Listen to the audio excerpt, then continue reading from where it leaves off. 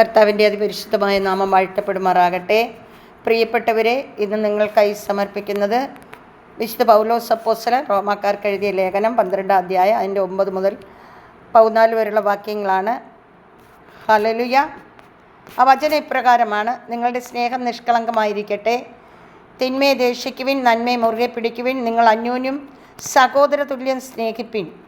പരസ്പര ബഹുമാനത്തിൽ ഓരോരുത്തരും മുന്നിട്ട് നിൽക്കുവിൻ. തൃഷ്ണതയിൽ മാന്യം കൂടാതെ ആത്മാവിൽ ജ്വലിക്കുന്നവരായി കർത്താവിനെ ശുശ്രൂഷിക്കുവിൻ. പ്രത്യാശയിൽ സന്തോഷിക്കുവിൻ. ക്ലേശങ്ങളിൽ സഹനശീലരായിരിക്കുവിൻ. പ്രാർത്ഥനയിൽ സ്ഥിരതയുള്ളവരായിരിക്കുവിൻ. വിശുദ്ധരെ അവരുടെ ആവശ്യങ്ങളിൽ സഹായിക്കുവിൻ. അതിഥി സൽക്കാരത്തിൽ താല്പര്യരായിരിക്കുവിൻ. നിങ്ങളെ പീഡിപ്പിക്കുന്നവരെ അനുഗ്രഹിക്കുവിൻ. അനുഗ്രഹിക്കല്ലാതെ ശപിക്കരുത്. ദൈവവചനമാണ് നാം കേട്ടത്. നമുക്ക് ദൈവത്തെ സ്തുതിക്കാം. പ്രിയപ്പെട്ടവരെ, ഈ വചനത്തെ നമുക്ക് ധ്യാനിക്കാം.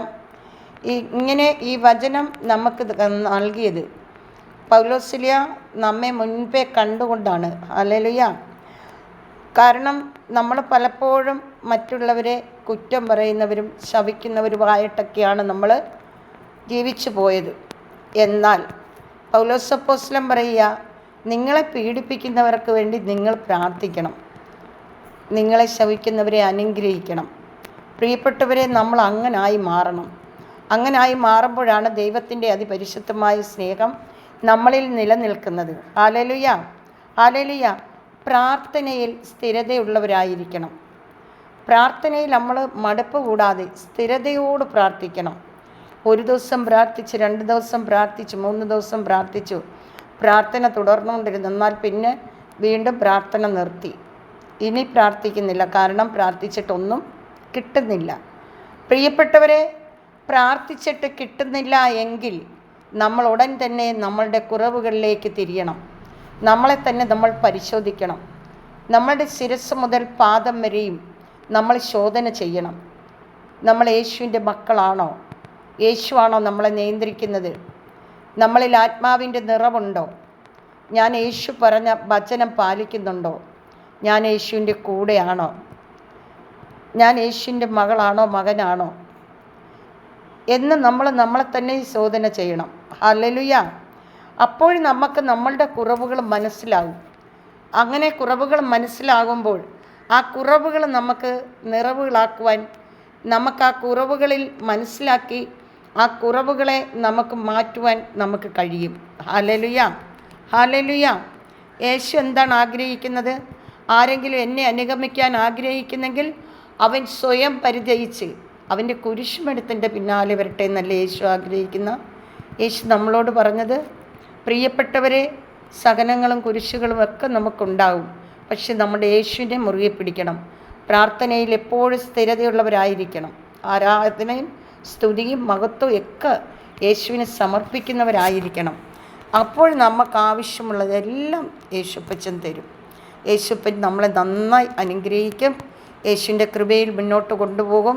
നിങ്ങൾക്കെല്ലാം ആവശ്യമുള്ള എല്ലാ നന്മകളും കൊണ്ട് യേശു നിങ്ങളെ നിറയ്ക്കും. എൻ്റെ എല്ലാ പ്രിയപ്പെട്ടവരെയും ഓർത്ത് പ്രാർത്ഥിക്കുന്നു. ഇതിൽ ഈ വചനം കേട്ട് എനിക്ക് വേണ്ടി, അതായത് അനുദിനം പ്രാർത്ഥിക്കുന്ന മക്കളുണ്ട്.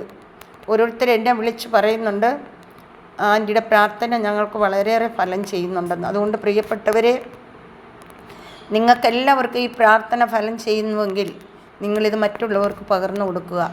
മറ്റുള്ളവരും രക്ഷപ്പെടട്ടെ. നമ്മുടെ യേശുവിൻ്റെ നാമത്തിൽ നിലനിൽക്കട്ടെ. യേശു നമുക്കെല്ലാം തരാൻ കഴിവുള്ളവനാണെന്ന് ഉറപ്പ് വരുത്തട്ടെ. Hallelujah, hallelujah. പ്രിയപ്പെട്ടവരെ, പ്രാർത്ഥന എന്നാൽ ചെറിയ കാര്യമല്ല. എപ്പോഴും പ്രാർത്ഥിക്കുന്നവരായിരിക്കണം. ആത്മാവിൽ പ്രാർത്ഥിക്കുന്നവരായിരിക്കണം. നമ്മൾ യാത്ര ചെയ്യുമ്പോഴും ഇരിക്കുമ്പോഴും എഴുന്നേൽക്കുമ്പോഴും എല്ലാം കർത്താവിനെക്കുറിച്ച് ധ്യാനിക്കുന്നവരായിരിക്കണം. നമ്മൾ രാത്രിയുടെ യാമങ്ങളിൽ കിടന്നുറങ്ങി നല്ല മനോഹരമായ ഉറക്കം കർത്താവ് നൽകി.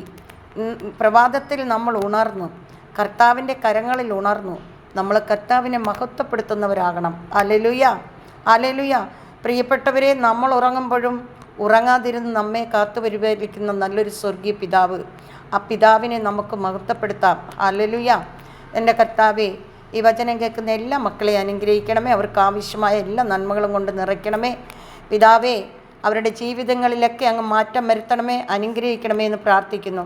പിതാവായ ദൈവത്തിൻ്റെ സ്നേഹവും പുത്രനായ ദൈവത്തിൻ്റെ കരുണയും പരിശുദ്ധാത്മാവിൻ്റെ അഭിഷേകവും ഈ വചനവും കേൾക്കുകയും ധ്യാനിക്കുകയും അതോടൊപ്പം ഷെയർ ചെയ്യുകയും ചെയ്യുന്ന എല്ലാവരെയും പ്രത്യേകമായി അനുഗ്രഹിക്കണമേ എന്ന് പ്രാർത്ഥിക്കുന്നു.